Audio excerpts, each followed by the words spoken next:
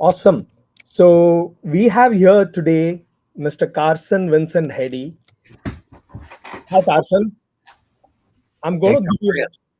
I'm good. I'm good. How about you? How's your day been? So far, so good. Thank you, Carson. Before we jump in, I want to give a brief synopsis about Carson and his career. So, Carson Vincent Heady has served in sales and leadership across Microsoft, AT&T, Verizon, and T-Mobile, as well as smaller firms spanning 25 years. He is the best-selling author of Salesman on Fire and The Birth of a Salesman series. The latest installment being 2024's The Show Must Go On. He is regarded as the number one social seller in tech, having generated over $1 billion in revenue at Microsoft with a data driven Moneyball style social selling. Um, he has hosted over 300 podcast episodes of Salesman on Fire, mastering modern selling and connected teamwork, and has been interviewed over 100 times by many luminaries of sales. He has trained sales in 11 countries and written training for Microsoft and Dale Carnegie training. That sounds like a great feat of achievement. Thank you. Yes, he has created a Moneyball social selling demand generation process. Quite a wording out there. We will delve into it if time permits. Sounds a great social selling process, which has generated over $1 billion in revenue for Microsoft using LinkedIn and AI. Wow, interesting stuff that we've got on your career and your life, Carson, out there. Thank you. I've been very fortunate. Uh, um, I hope interesting viewers find something to take away and make it part of their life. So before we jump in, I want to emphasize on the fact that we are also going to touch upon certain amount of his career paths, lives, where there was pitfalls, failures, and how he overcame these obstacles within his personal life and also with clients, within organizations that he's worked. Amazing stuff. Before we jump in, I would like to tell all of you in the audience that feel free to drop your comments or questions in the comments, and as and when we get time, we will uh, ask these questions to our to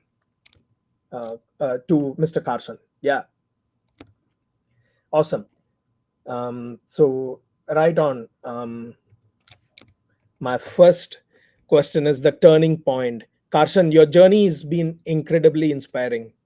Can you share a specific moment or experience that became a turning point for you, where you realized failure wasn't the end, but the beginning of something greater? So, Dave, thanks again for having me. I think there's a few that jump out in my mind. Losing my job at what I thought was my peak when I lost my job at AT&T, and I went for over a year actually looking for my next role. Um, it's very humbling. That was when I realized the importance of network because I didn't have any. I thought taking my director of sales experience and my results, I could go anywhere, and I was dead wrong. I applied to over 1,600 jobs during that year, and ended up taking a role a year later, making half of what I made before. Fortunately, I wrote a book during that time, got it published the old-fashioned way, messaged 958 agents and publishers, and got it published. But that was actually what got my resume noticed for my next role. And I got laid off from that role within another year. And it was very challenging. That actually, however, I made a relationship there that led me ultimately to Microsoft. Furthermore, my first year as an account executive, I had a manager who didn't like me.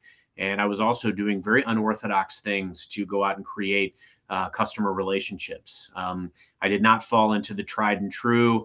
A lot of times in technology, we become beholden to only the IT and procurement relationships. And I was going out to the board, the C levels, et cetera, on LinkedIn, creating conversations.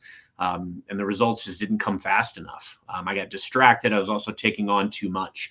And although that market had the best year that it had in 5 years, and we had the second best growth in the entire region, I got insufficient results and zero rewards, and I was 1 foot out the door. And very serendipitously, I wound up with a new skip level and a new manager the following fiscal year, and won the biggest awards in the company and got 6 promotions in the coming years. So those humbling experiences really instilled in me the importance of network and relationships, but also resilience and hard work. Wow. Resilience and hard work. And that brings us to the next one. So reframing failure. You've spoken about reframing failure as a catalyst for growth. Can you share a can you how did you shift your mindset from seeing failure as a setback to viewing it as an opportunity? Yeah. I'll build on what I said. And, there was a deal in my first year, and, we were set up to fail. I walked into a situation where the customer was already way down the path to go with a competitor.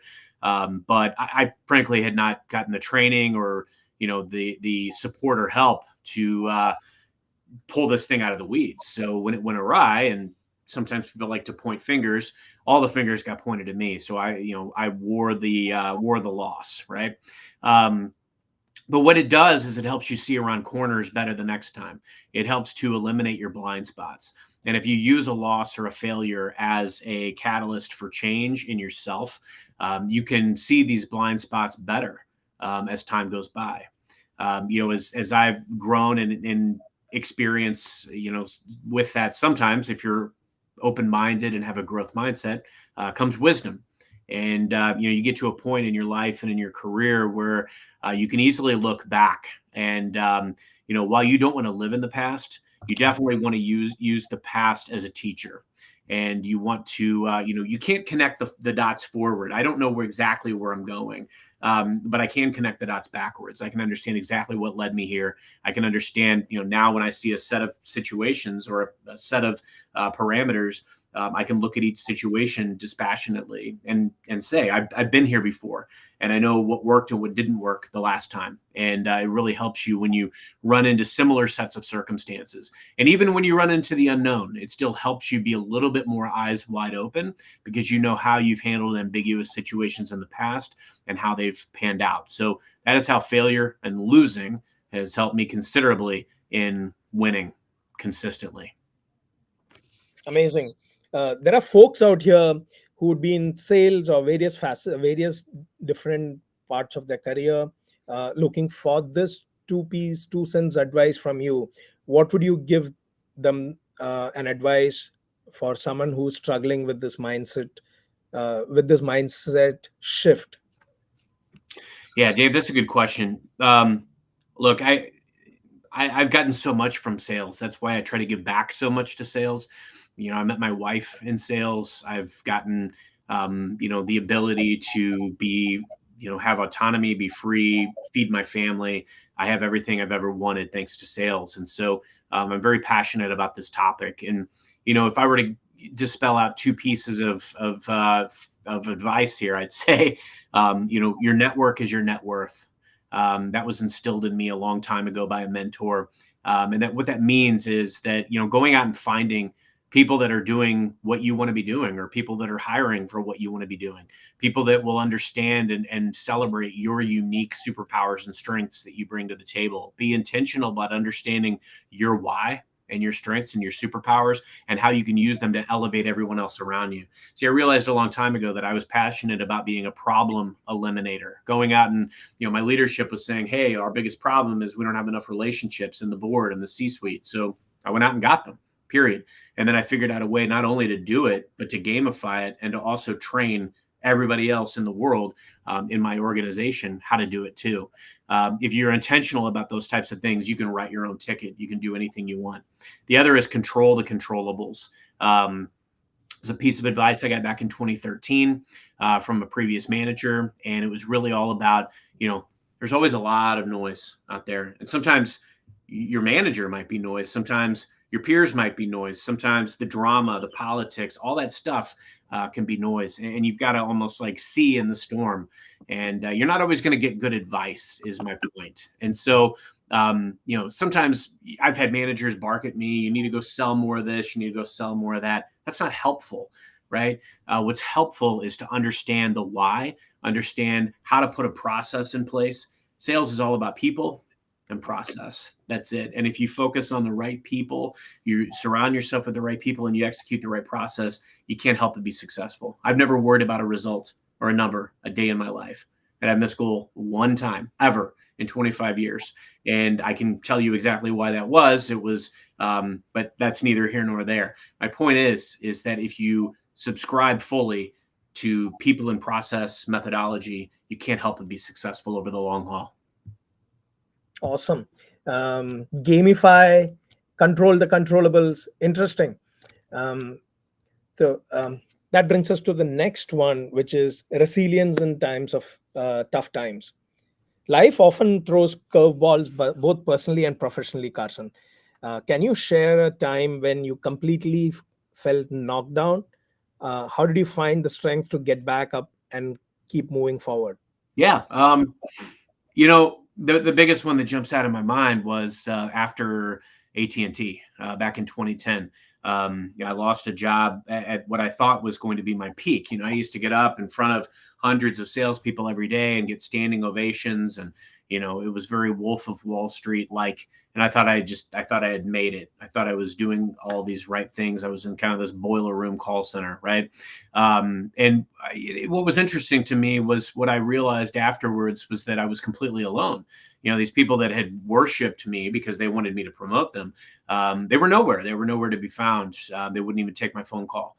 And so I was very, very alone. I didn't have anyone in my life. There was a scant few people that I could still lean on to a degree, and obviously my parents. But I was very alone during that time, and it was humbling, it was humiliating, and it was hard. And it was like going through that crucible made me realize that there was only one way that I was going to get back to that feeling of mattering, that feeling of making a difference, and it was going to be me making it happen.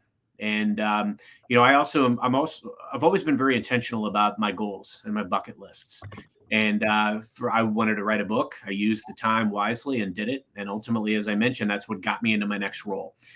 So those types of things made a difference. And once I got back into the workforce, for me, it was all about getting back to where I felt like I could surpass where I was. And that took several years.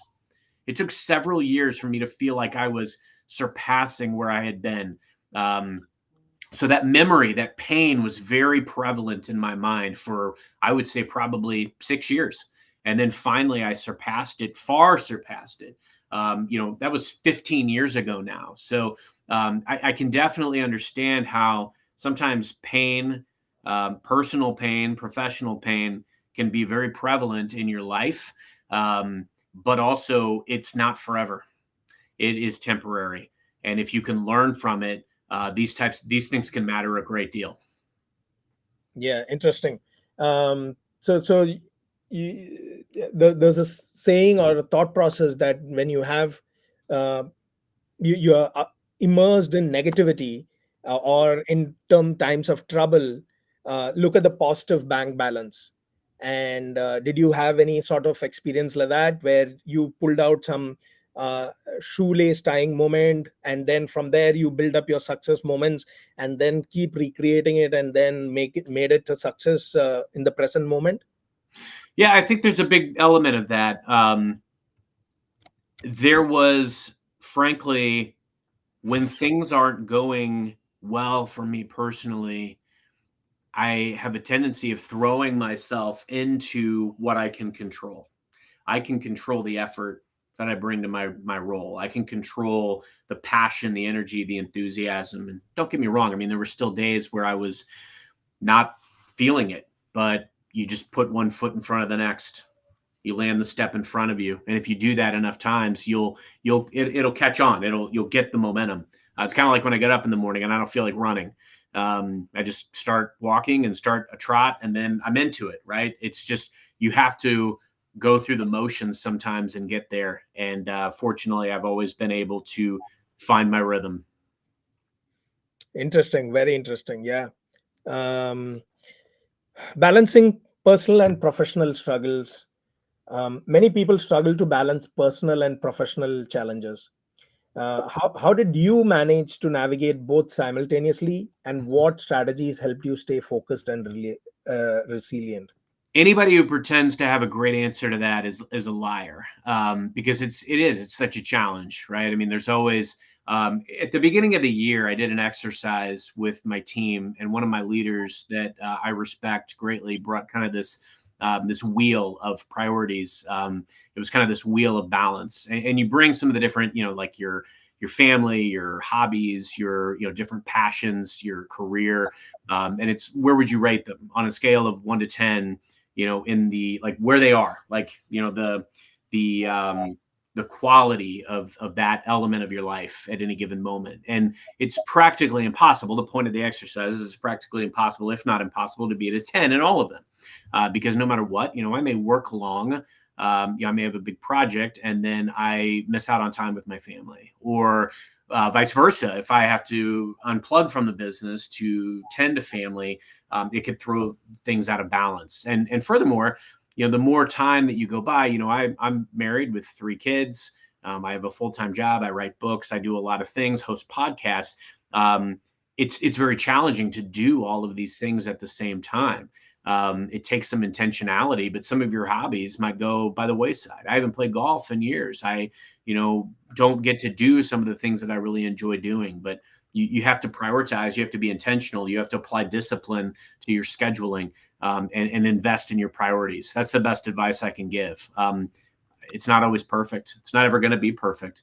Perfect balance would be stepping on the scale and it's saying 0. And it definitely doesn't. So, things are always going to be in flux. It's important that you're intentional about where you're investing your passion and your time. Interesting. Yeah, that's something which I've heard from many C-suite leaders. You got to give and take and balance it all, and move ahead. Yeah, flux is a state of procedure in your life when you are striving to become a success, and a goal striving mechanism. Um, the role of support systems, Carson. Behind every successful person, there is a strong support system. Who were the people or resources that helped you during your toughest times, and how did they contribute to your journey? Yeah. I mean, I look back at many of the times that I've talked about today, and, constant people that have been in my corner, include my wife, my parents, family. Um, I would say there are mentors and people that have meant a lot, that have sometimes given me the tough, constructive feedback as well. I don't need to be fluffed up or puffed up. That stuff doesn't help me get better. And in particular, the person that wound up after my toughest year as an account executive, the person who ended up being my skip level, who was ultimately my boss and my best manager that I've ever had.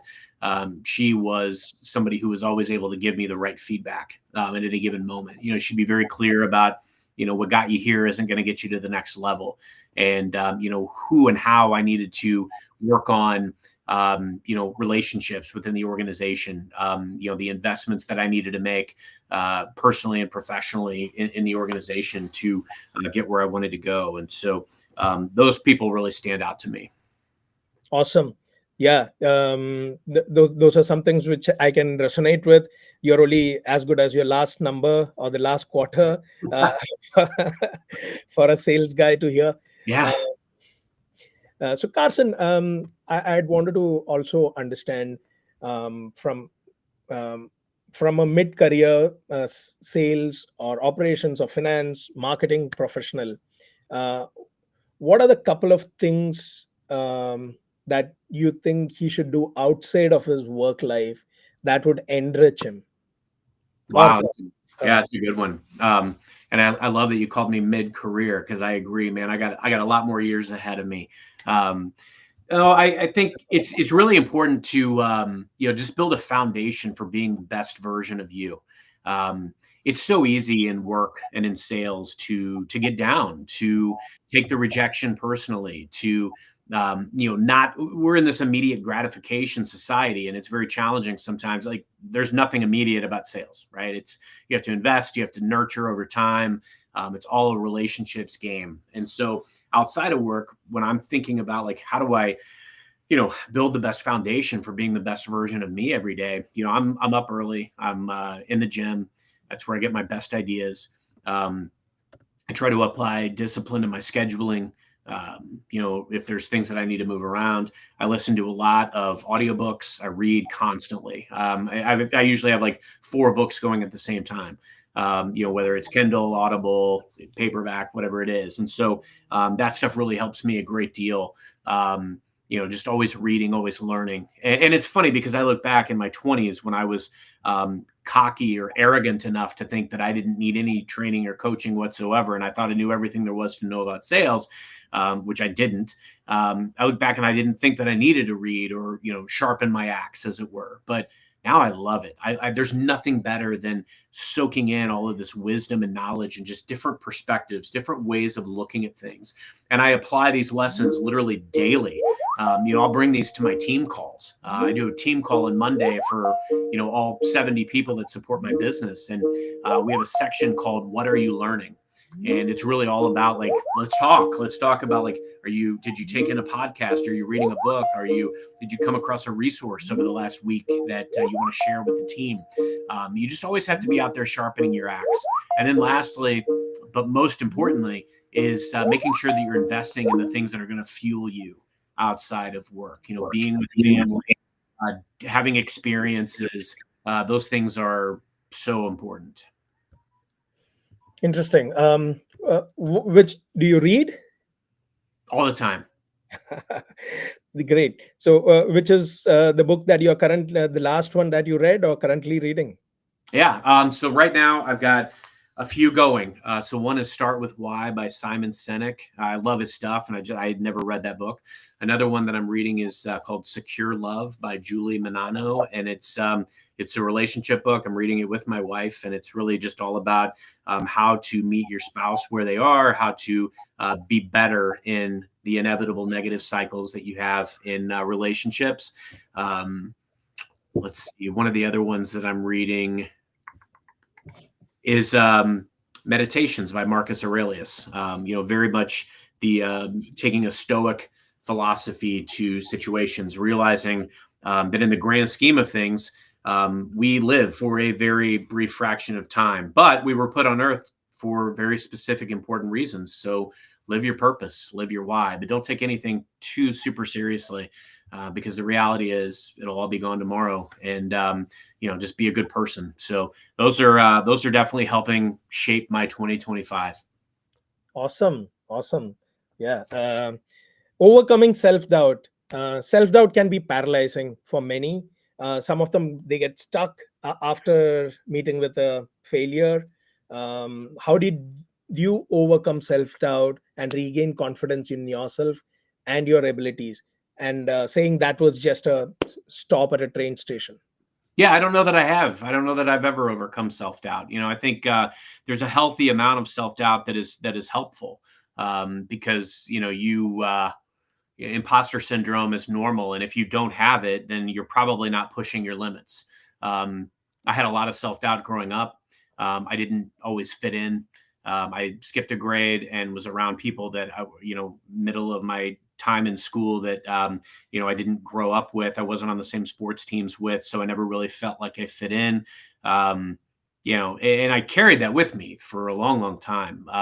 I handled it differently in my teens and 20s, where I tried to just kind of stuff all my, doubt down, and, just almost like shut off my brain, shut off my emotions. And that helped me a long time, right? I mean, it helped me when I was in my 20s and coming up as a seller, and, it really helped me to throw myself into my career, but it was not good for relationships. And so as I got older, and wiser, hopefully, really figuring out the importance of, it's okay to have self-doubt. It's okay to have nerves. Nerves mean you care.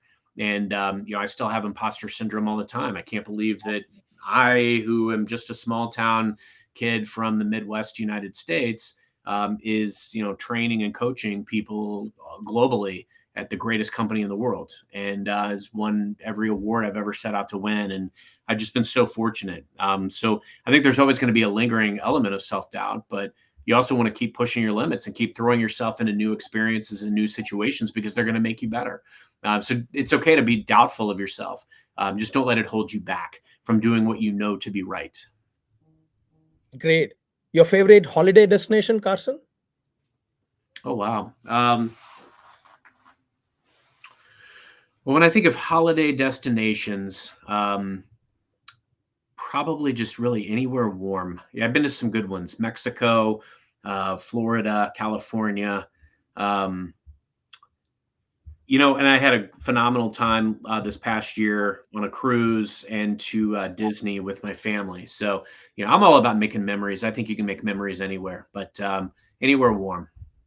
Awesome. Awesome. Do you cook? It's been a while, so I can and I do, but my wife is far superior. So why in the world would I cook if she's better? So that would be like if I went out. I enjoy playing golf, but if I played with Phil Mickelson, I'd probably be okay being a caddy. You bet. Yeah, you bet. Ernie Els, Phil Mickelson. Oh yeah, those are the greats. So like my wife's a great cook. So why in the world would I, try to Even try force anybody to start outsmarting, cooking? right? Yeah, I gave that up. Success redefined. Success means different things to different people, Carson. How has your definition of success evolved over time, especially after facing failures and challenges? Yeah, that's a great question. It does change. When I was younger, I was an only child, and for me, it was, I made a lot of mistakes, and I just took for granted a lot of things. And so for me, it was just, making my parents proud, and you know, quelling that feeling inside that I wasn't good enough around some of the people that I was around as a kid. Right. Um, as I got older, I got a taste for, don't get me wrong, money can be an element of success, and being able to do the things that you want to do, the financial freedom that it brings, and now feeding a family. But I think what it most means to me is making a difference. That's why it's so important to me.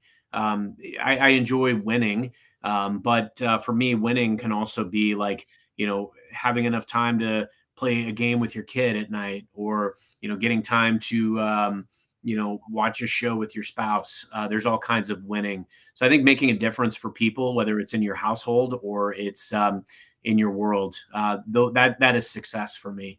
And I don't think that definition will change. I love the fact that I get to do what I get to do, because I feel like I'm actually making a difference, even though sometimes I might be relatively small. It's very rewarding and fulfilling. Interesting. How your thought process for success has changed. Um, Practical steps for growth for someone who's currently facing a major setback. What are the 2 to 3 immediate practical steps that he can or she can take today to start turning their situation around?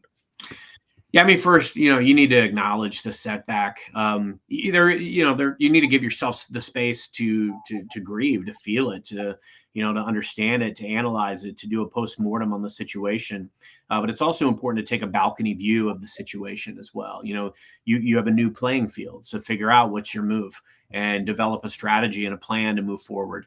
Those types of things are super, super important. So if you've had a setback, acknowledge it, give yourself the space to grieve and accept it. But it's normal. It's not permanent, and there is a path forward. So take the time to regroup. Sometimes we don't have a lot of time to regroup. It's important not to be or to appear reactionary, but we want to acknowledge the new situation and move forward as best we can. You know what the next step should be. You just have to do it, and you have to conjure up the strength sometimes to do it. Interesting. Um, Message of hope. If you could go back and give one piece of advice to your younger self during a difficult time, what would it be? Never quit. Interesting. Never quit. And what message of hope would you like to give for all our audience? or people in our circle? That if you do the right things, you control what you can, the outcome will be the best it could be, and you'll be able to live without regrets.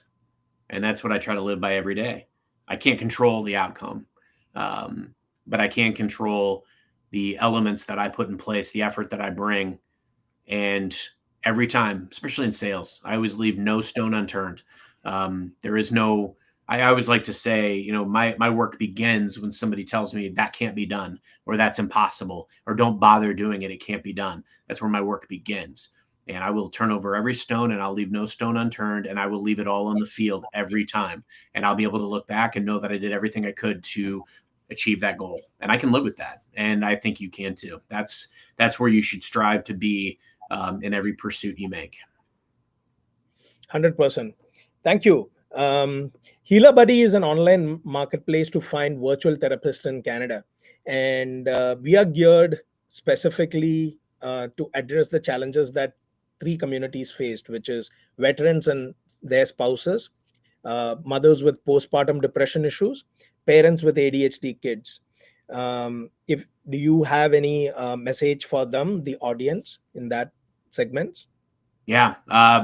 Look, I know that there's a lot of challenges in this world, and they're inevitable. And I can relate personally and by proxy with family and those that I'm close to everything that you just outlined. So that is a very worthwhile cause, but at the same time, to the audience, you're not alone.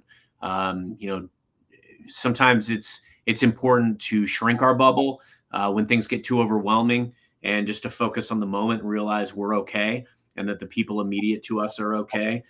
Sometimes they're not okay, but and sometimes we're not okay. But it's there's also a lot to be said for finding the people that you can rely on and trust in those moments where you need help and support the most. And please do seek out those resources. 100%. Thank you, Carson. Thanks. It's been a wonderful time well spent having to understand how a failure could lead you to success, knocking off obstacles and overcoming failures. And the path that you have taken should be an inspiration for many at large. So we take a cue out of it, or multiple cues from here. Um, thanks so much. You have a fantastic rest of the day and a blessed day. Thank You as you. well. Thanks, Dan.